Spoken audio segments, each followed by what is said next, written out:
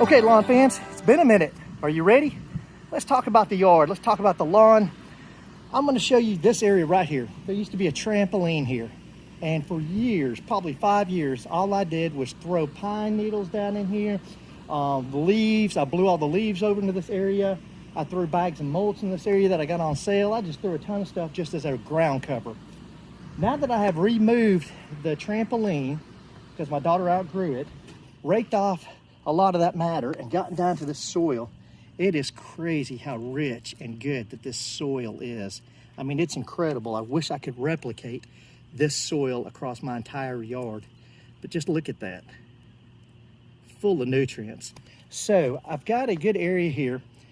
I thought about, man, wouldn't this be great? It's kind of shaded when the trees get the leaves on them. It's shaded, nice and cool. Wouldn't it be great to put the putting green right here?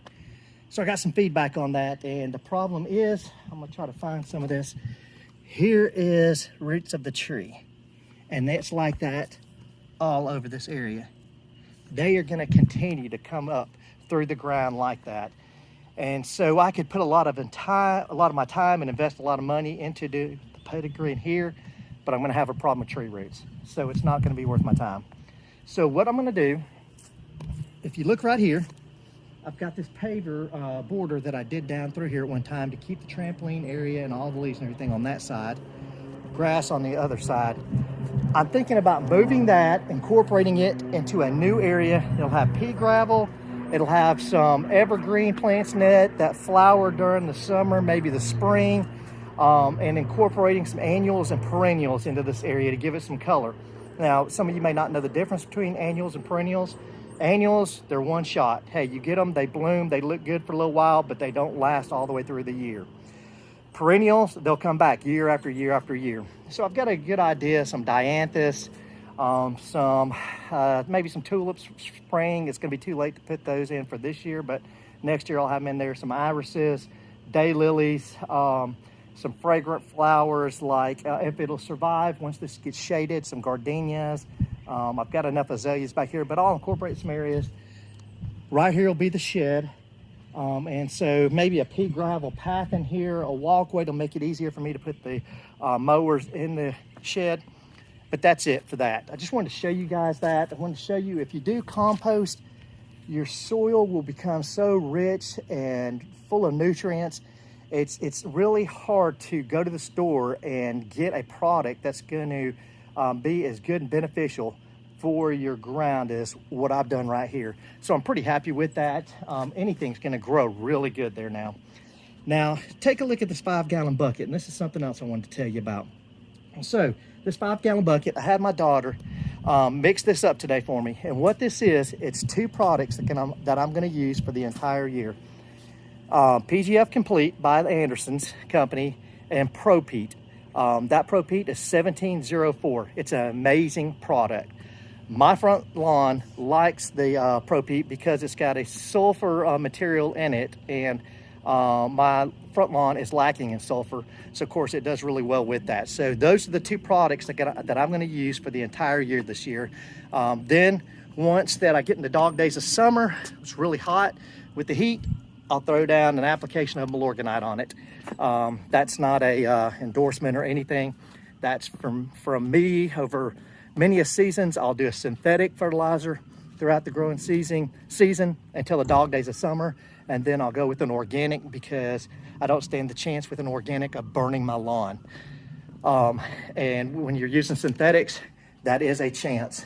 So something else I want to show you guys. I know the sun's playing havoc with my screen right now, but spraying. I'm going to tell y'all something. If you go out and you buy something like the Munox, or if you buy 7, I don't have the sticker on there, but something like 7 or any product. I'm not sure what this may be. It's Bayer, it's another fungus spray.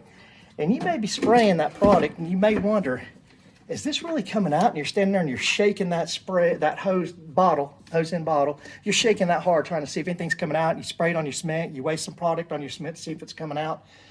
I can help you avoid all that.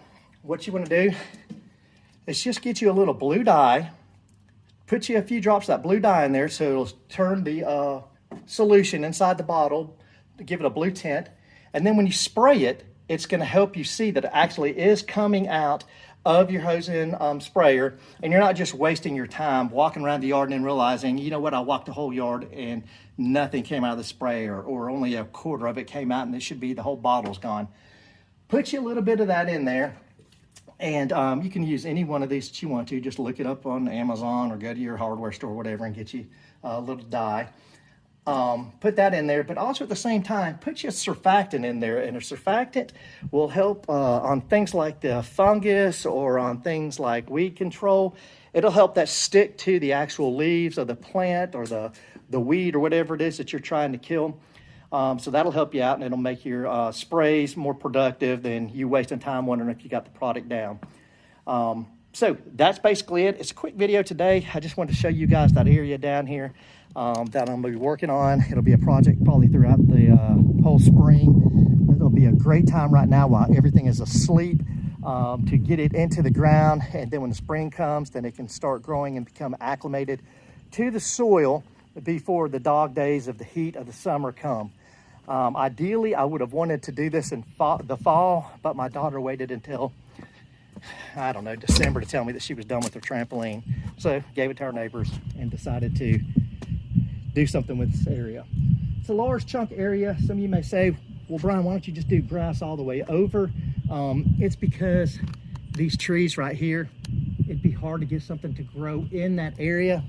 If I did get something to grow in that area, it would be a different cultivar more than likely than the tall turf fescue I've got out here. I think because of the amount of shade that this gets in this area, it would be really tough for me to get that to grow here. So that's it. If you guys got any questions, comments, want to say anything to me, holler at me. And we're about to get things cranking up. I know that I've already put out a round of granular pre-emergent. I do a split up with that. Next month, I'm going to come in and put a liquid pre-emergent down. Next month, I'll be putting down a 10-10-10 greens grade product on the front yard just to get it ready for when it wakes up in the spring. It'll come in nice and green. What else here?